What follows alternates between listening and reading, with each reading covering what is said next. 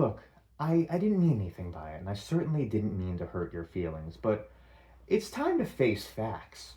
You will never be as good a controller as the Sega Saturn gamepad. Hi everyone, Viewthony Bobtano here. Gee, this past year of 2024 sure was a wild ride, wasn't it? Lots of highs, and by golly, lots of lows. But I sure can't tell you which was which for me if I want to retain my viewers. You know, something that was consistently good throughout this year, though?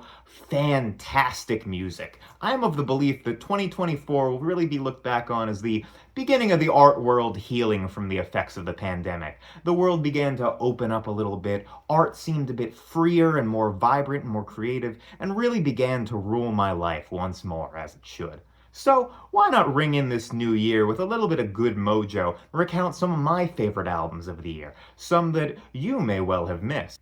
Now, one genre that especially flourished in 2024, albeit one that's quite a bit of a departure for this channel, is abstract hip-hop. I couldn't get enough of so many records this year, and we're gonna start this list at the end with an album that really came out of nowhere and shocked me with just how good it was. I, of course, am talking about It's a stone, Luigi!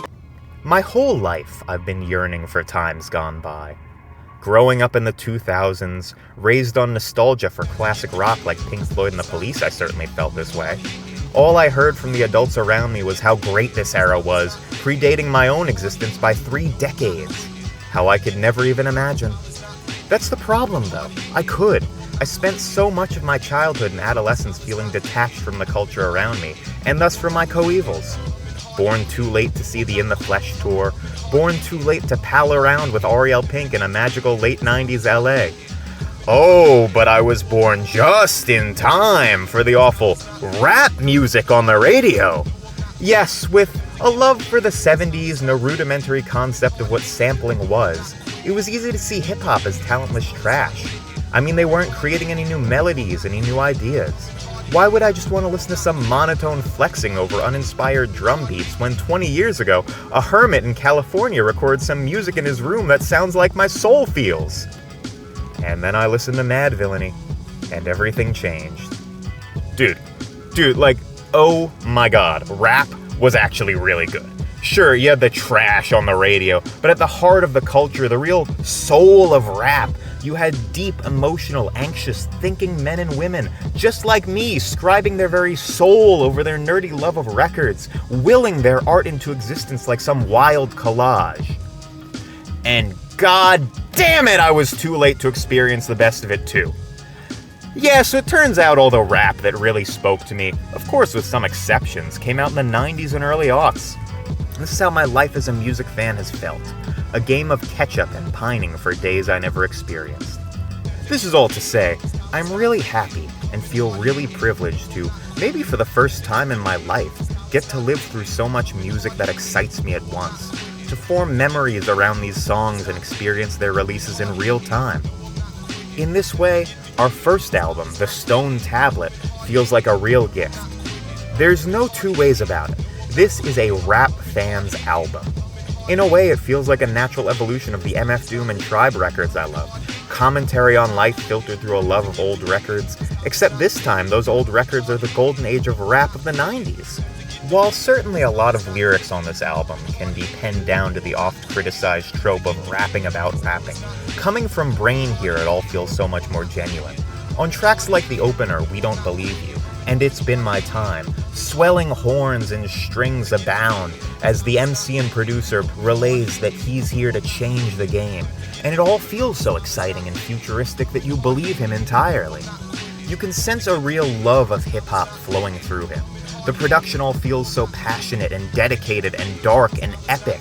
These parables about backpacking around New Jersey and maybe lighting up a joint or two in songs like Good Weed and Clean Clothes and Money, Respect, Weed, and Checks all feel so epic and grandiose. It's all these elements that, when filtered through Brain's contemporary-sounding grittiness and ultra-introspective viewpoint, helped by a few well-placed features from Roz Fresco and Sunny Jim, all combine like Voltron to create an album that, while rooted in nostalgia, feels like anything but a nostalgia act. Now, I live in an upstate New York mountain town called Oneonta. Our summers are gorgeous. Our falls are really something beautiful. And then our 8-9 month winter is the most depressing, gray skied, horrible, gloomy thing anyone could ever have the displeasure of living through. So, when an album so drenched in reverb and emotion, so unabashedly Pixies and Smashing Pumpkins loving as this comes along, it can't help but capture both my heart and my mind, and define how my entire year is gonna go. This album was the incredible Japanese shoegaze project.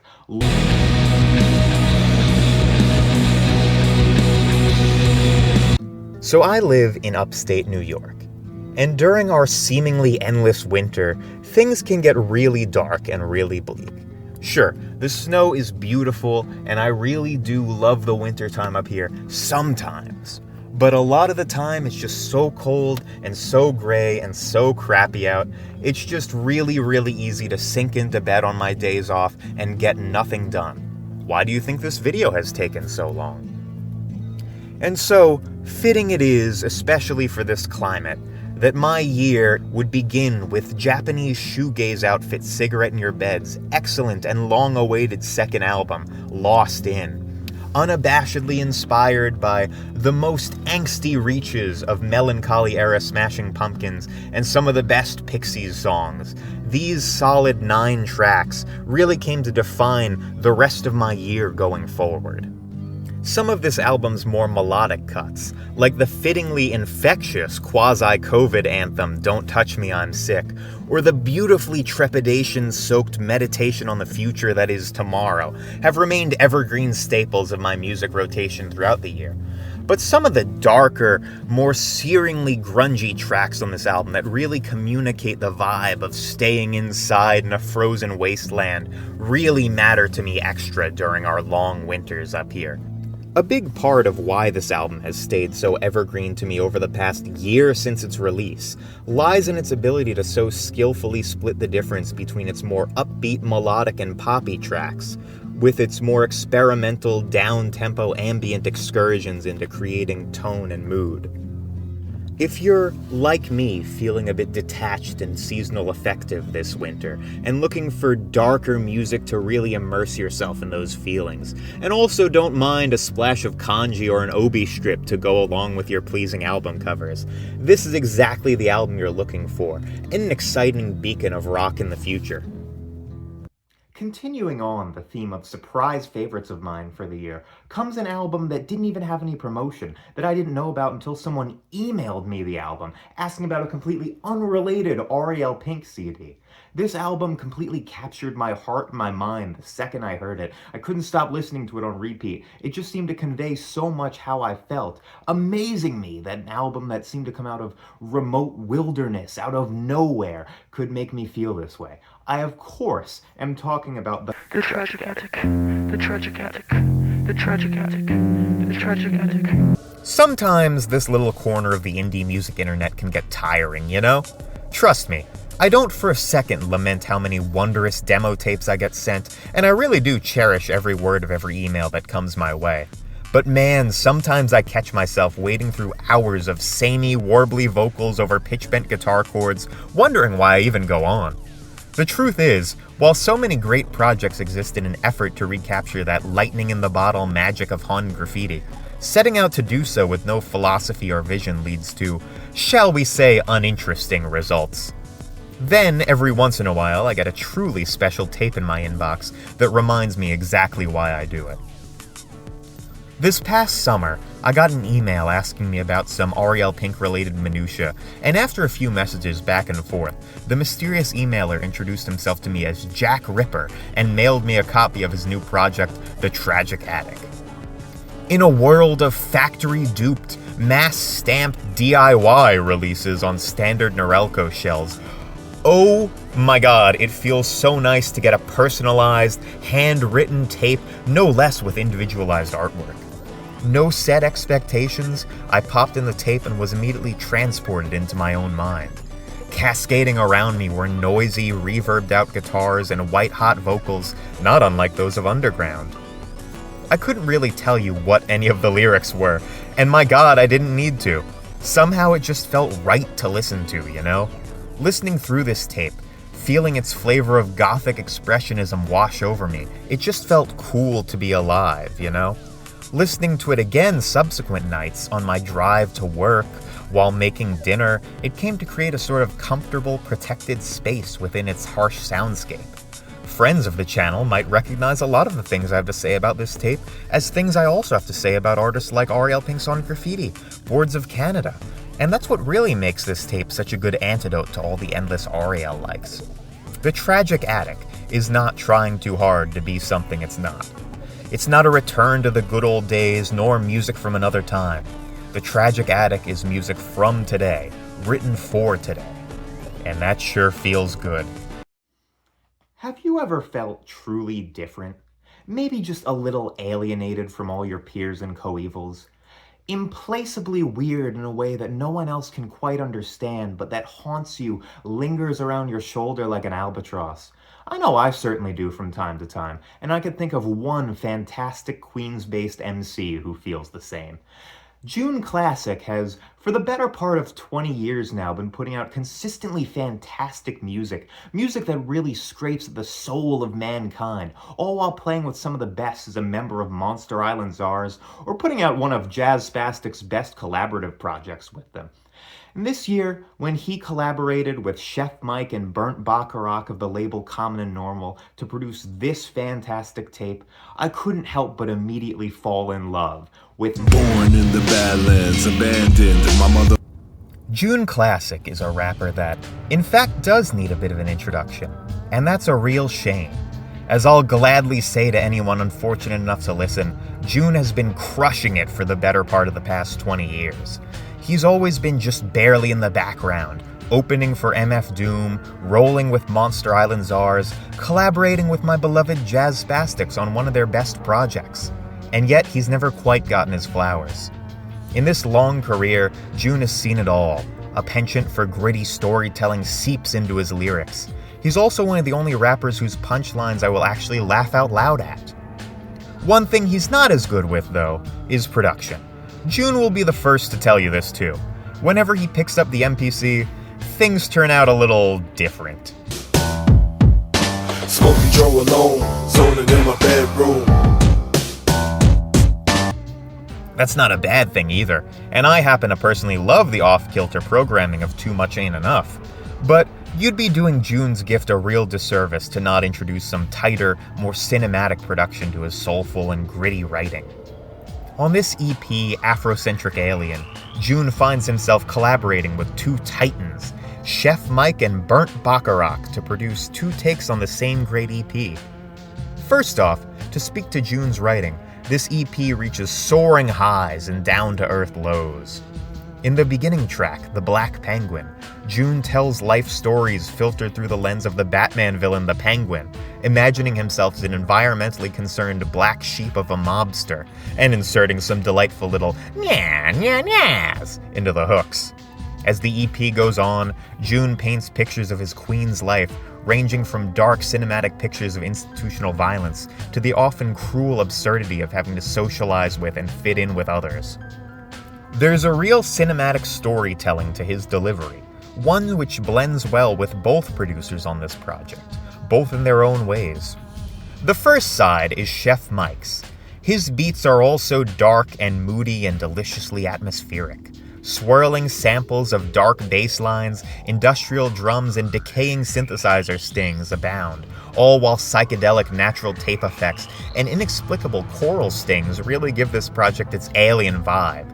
It kinda reminds me of a darker Beauty and the Beat in ways, and these impressive musical backdrops Chefry provides seem to stretch on infinitely, even if only confined to a 2-minute track. It all adds up to a deeply cinematic and extremely visual listening experience. On the flip side, we hear label mate Burnt Baccarat's dreamy boom-bappy remix. At first, his more up-tempo and bright beats might seem like an odd choice for this EP, but the unconventional samples at play quickly gave side B its own unearthly vibe, which I really haven't seen anywhere else. Some of the beats here provide this kind of wistful, beautiful feeling that lends itself perfectly to June's more introspective moments, while other instrumentals can only be described as garish and campy in a really artful and psychedelic way. Both sides of this tape are really unlike anything else coming out right now, fitting of a project all about not fitting into the turbulent world around you.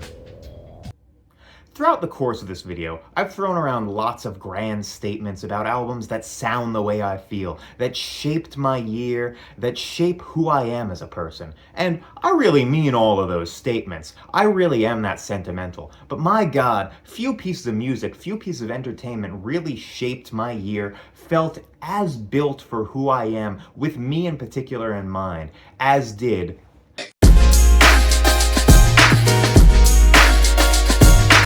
I remember when Joey, Valence, and Brae first appeared on the scene. Their single, Underground Sound, was a real flicker of hope to an otherwise bereft hip-hop world of early 22. A world that was still mourning the fresh wound that was MF Doom's death.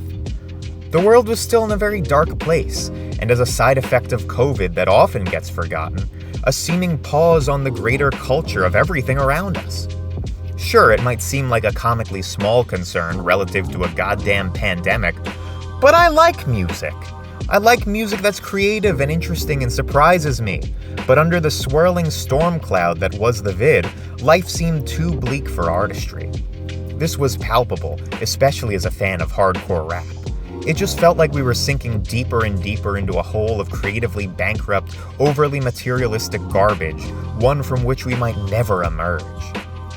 Out of this total vacuum, from TikTok no less, emerged JVB, unabashed in their Beastie Boys influence, silly and carefree, but flowing through the two of them was a real sense of hip-hop heritage. Their production in particular was the first thing to strike me. Yes, everyone knows them for the memes, drop-ins from Fairy Tale and Talking Ben are hilarious. But they really sample some unconventional things and create really interesting and energetic beats that complement their fun, carefree style nicely. Now, the first few singles dropped, and I gotta admit, I kinda soon forgot about these boys.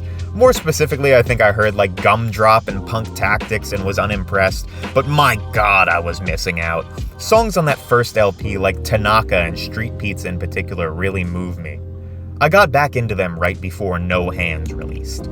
I saw the teaser clip for Omnitrix, Joey with his hair all spiked up standing in front of a sky so blue, katana in hand, and I was at home. This is how I imagine it felt to see the My Name is Mud video on MTV for the first time back in '93. Look, I'm not going to pretend their lyrics are the deepest in the game, especially not in our current rap landscape, which has bounced nicely back from the dark days of the late teens. Most of their verses are standard, if not extremely fun and oftentimes clever rap showboatery about getting bands and living it up. Still, there's something I really respect in their commitment to channeling the kind of vibe we want to live.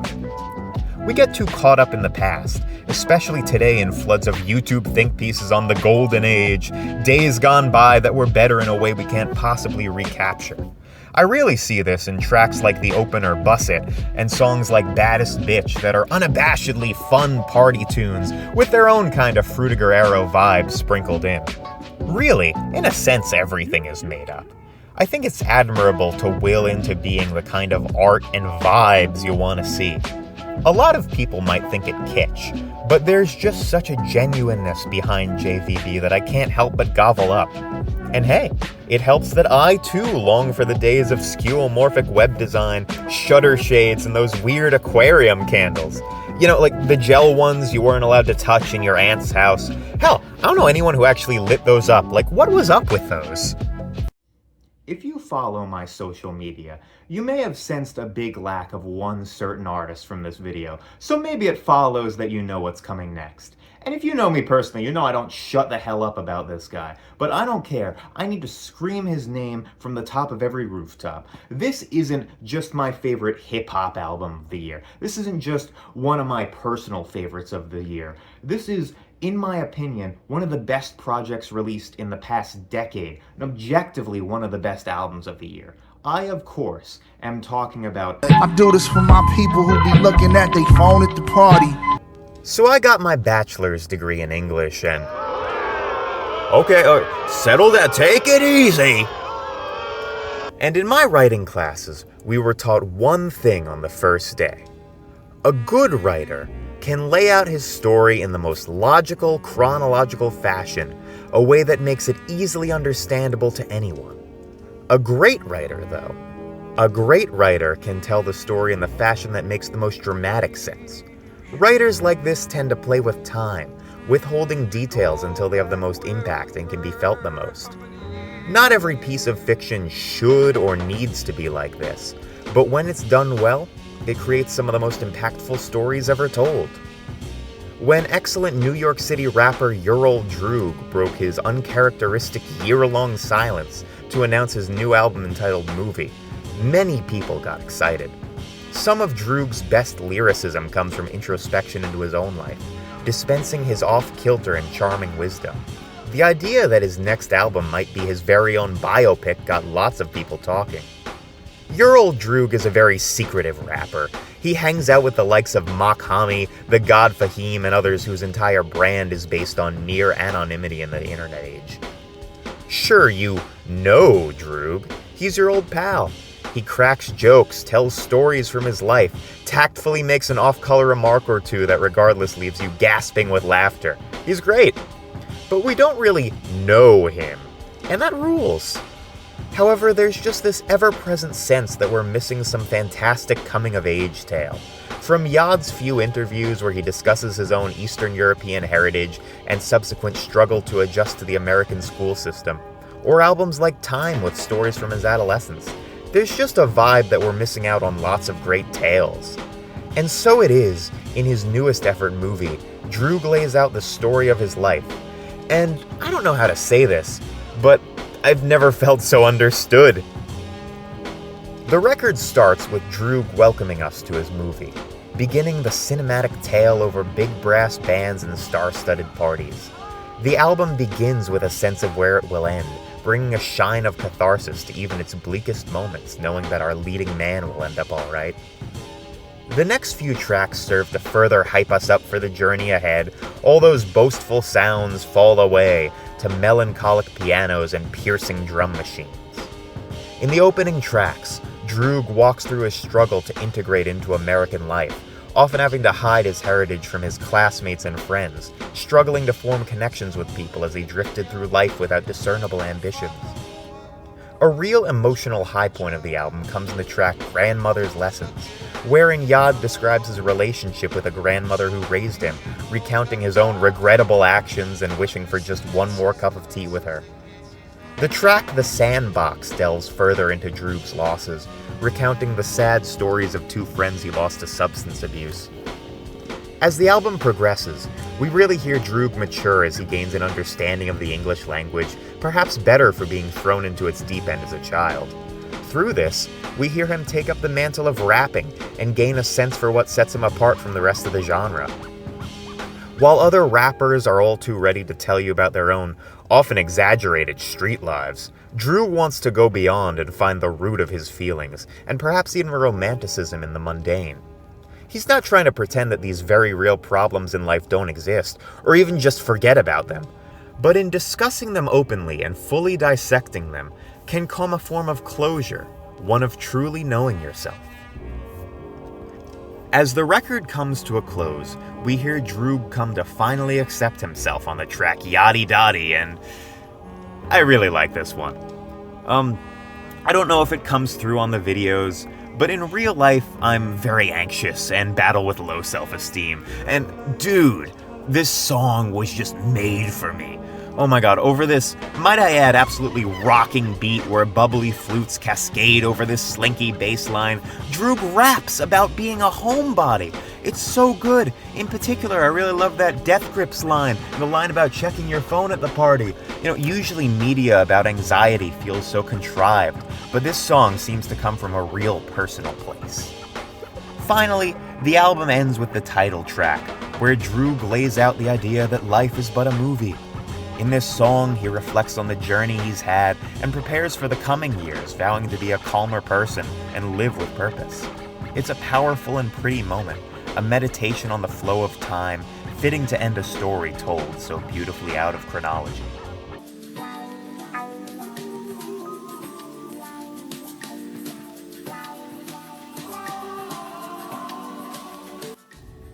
As I said at the start of this video, I'm just so elated to get to live through music that excites me again. To be able to one day look back at my stack of records and say I was there. This coming year seems even brighter. Panchiko have already announced an album, Cigarette in Your Bed and Droog have teased new LPs.